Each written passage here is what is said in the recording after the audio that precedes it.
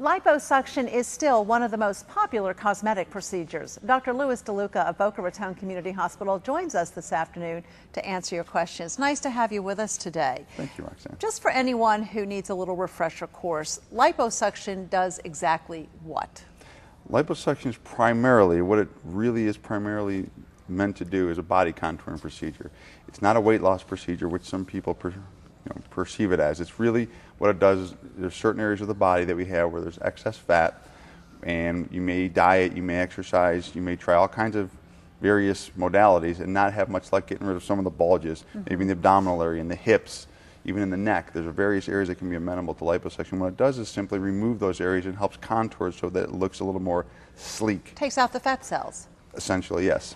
Liposuction today, though, is different from your mother's liposuction when it started in the 70s, isn't it? Absolutely. Today it's much more refined.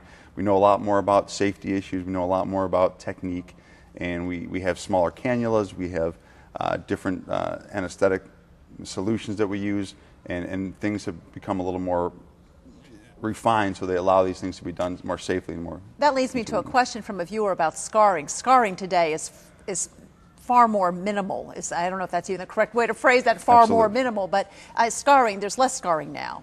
For liposuction, the incisions are incredibly small, very well hidden, easy to hide. And it's gone from being a hospital procedure to many of them are done in office now. The majority of them are done as outpatient procedures in an office setting. Who's a good candidate for liposuction? Mostly the individual who's close to their ideal body weight, who has bulges in certain areas, particularly, again, from anywhere from the neck all the way down, hips.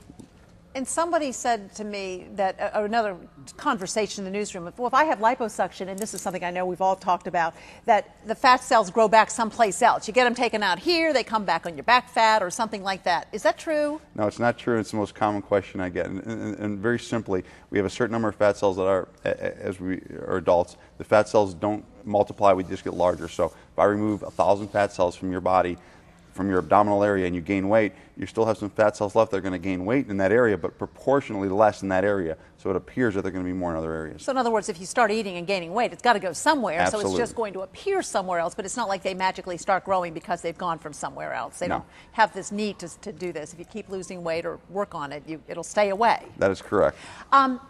Is there anyone who is not a good candidate for liposuction? There are individuals for medical reasons who are not good candidates, individuals who don't have realistic expectations, individuals that are their BMI or body mass index is significantly high.